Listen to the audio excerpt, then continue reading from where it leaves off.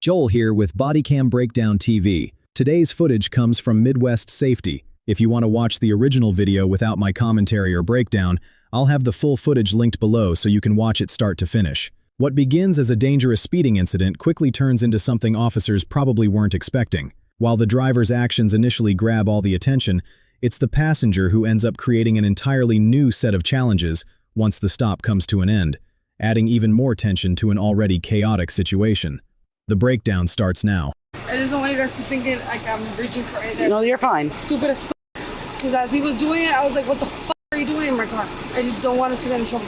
A ticket, whatever the f*** he needs, I really don't want him to get arrested. I work Monday through Friday. I don't have time for any of this. I'm begging. You're begging the wrong person and you're not going to talk to them right now, so. When someone is worried about what might happen next, their focus is often on changing the outcome as quickly as possible. The officer's focus, meanwhile, is on keeping the investigation organized and limiting distractions while other officers handle their responsibilities. It's not going to happen. They're going to do their investigation. The deputy's going to do what he has to do. I'm fine to drive. Like, on everything, I'm fine to drive. I just chose not to drive.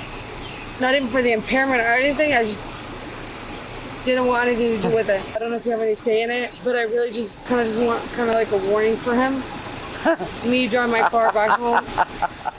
This highlights an important difference during roadside encounters. Someone may believe they're capable of driving, but officers are evaluating the situation based on what they're observing in real time, not just what they're being told. I can guarantee you're not driving this car away from here. I don't know what's going on with their investigation, but I can guarantee you 100% that you will not drive it. I know you're doing your job. I shouldn't be telling you what the hell I'm telling you right now. My car is under my father right now that is dead, so I really don't want any issues with my car. You can sense that her attention is focused on the possible outcome, while the officers are focused on the process unfolding in front of them. When those priorities start moving in different directions, frustration often isn't far behind. That's the last thing my father got me before he passed. That's the only thing I'm begging you guys for.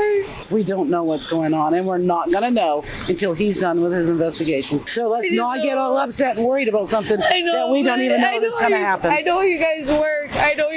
You guys go to the extreme all the time. You can tell there's a growing gap between what she believes is happening and what the officers are focused on. How that gap is addressed can make a significant difference in whether communication improves or continues breaking down. The extreme all the time. We follow the statute. I get it. Statute, I get it. You guys want the letter of the law. You guys follow your laws? I totally get it. No, they're your laws too. They're the state of Florida laws. You live in Florida, I live in Florida. It's the laws of the state of Florida. So I'm so f***ing done with this shit, man.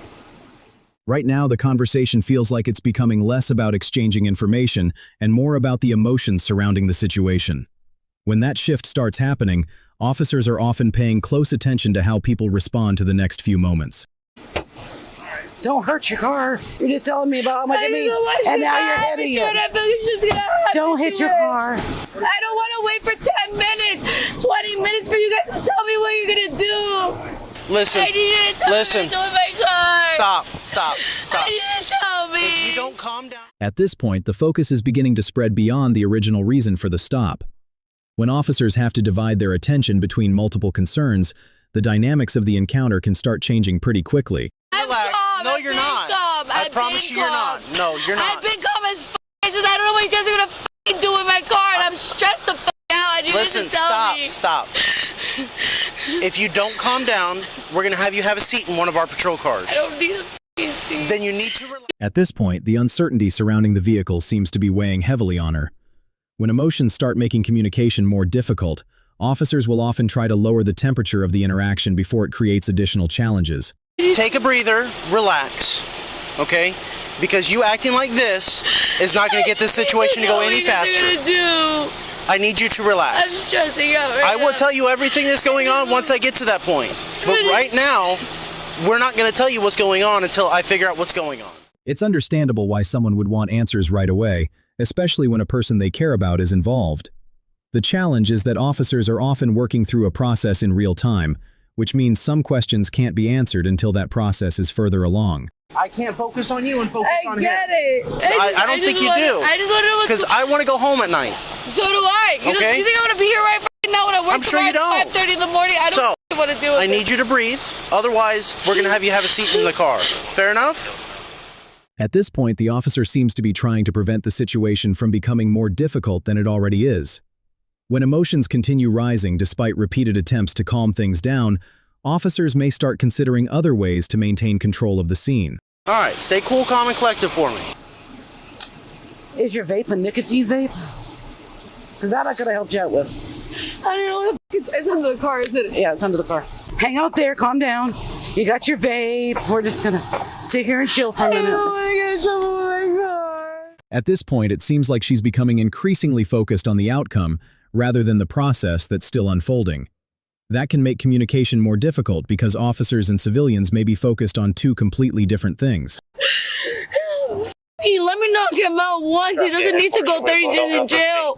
He doesn't have to go 30 days in jail, please. Please. I'm taking him to jail. Yes, he's under arrest. 327 headquarters.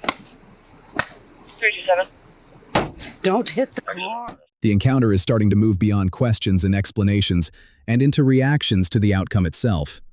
When that happens, officers are often paying close attention to behavior because it can have a bigger impact on the direction of the scene than words alone. You're going to dent this car that you love so much. Do you have a cell phone to call for a ride? Did my mom come here and drive my car? No. You guys can't take my car. You guys can't take my car. You guys can't take my car. Listen to me. My car. You guys can take my car. You guys are not gonna take my car. Please don't take my car. This is one of those moments where the practical outcome of the stop starts becoming more real. Once that happens, officers often shift some of their attention toward managing reactions rather than simply gathering information. You need to relax. Please don't take my car. You can't take my car. You can't take my car. Please don't pick up my car. Where is your phone? Where is your phone? I don't know. Somewhere in the car. Don't take my car. You need to call your mother to come get you. My dad's not here to pick up my car. My dad's dead. It's under his name. Please don't take my car. At this stage, the officers appear focused on stabilizing the interaction, while her attention remains fixed on the outcome she's trying to prevent. When those priorities stop aligning, attempts to calm the situation don't always have the intended effect. Here, I don't want you to get hit by a car. Do not touch. Come on. Mami, venga, Naples. Recógeme mi carro, por favor. Sé que no lo puedo pagar. Ven. All right. Mami, me da un ataque. Ven y recoge mi carro. En Naples. Ven y recoge esta. You're not in Naples. Mami. She thinks we're in Naples. We're not in Naples. What am I going to do with her? Notice how the conversation is no longer moving toward solutions or answers. When emotions remain the primary focus, officers often face a much greater challenge bringing the encounter back to a productive place. Sir, I don't have the take money. the death She's certificate divorced down from there. him. I'm the next of kin. I'm the only one who has authority to the car. Let me take the f***ing car with me home. Let me take the car with me home. She's picking it up. It's either you get somebody to come pick you up or get Uber, She pick up my car with or you're her. going to go to jail. Up to this point, the officers have appeared focused on managing the situation through communication. When repeated efforts to keep an encounter on track stop producing results, officers may begin reassessing how they're going to move forward. Take me to jail. Okay. What the f*** am I gonna do? What the f*** are you gonna take me to jail? Why are you gonna take me to jail? Let me You're getting a resisting charge. Let me take some text my mom, the call. Let me text her the f***ing Get her down. Let me text her the f***ing call. Why am I gonna go? Once an encounter reaches this stage, the focus shifts almost entirely toward gaining control of the situation safely. Officers are no longer trying to resolve a disagreement or answer questions. The priority becomes managing the actions taking place in front of them. Jail. Let me text Roll over. On your stomach. Roll over onto your stomach now. Please let me text the code. Please don't be like that. Please don't be like that. Please don't be like that. Please don't be like that. You cannot bite me. Don't be like that. I'm going through my shit. Notice how much of the officer's attention is now focused on a task that would normally be completed fairly quickly. The longer that process takes, the more resources and energy have to be devoted to managing the encounter. Don't be like that. Let me text my mom the f***ing pink card. Get your head back so she don't bite you. No! Please, I'm not biting you guys. You're not biting me. You drew freaking blood from where you bit me. I didn't f***ing drive blood, you dumb bitch. The encounter ultimately ended with Keela being taken into custody after officers spent a significant amount of time trying to manage an increasingly chaotic situation. According to the case outcome, Keela was charged with felony battery on a law enforcement officer and disorderly intoxication. She later entered a plea agreement, receiving adjudication withheld and a sentence of 36 months of probation. This encounter is a reminder of how quickly a situation can grow beyond its original purpose when emotions begin driving decisions instead of communication. What are your thoughts on how this encounter unfolded? Leave your comments below. And that's going to do it for this one. If you enjoyed the video, don't forget to like, subscribe, and share. It really helps support the channel and allows us to keep bringing you more Bodycam breakdowns. Thanks for watching Bodycam Breakdown TV. I appreciate you spending a few minutes with me today, and I'll see you in the next one.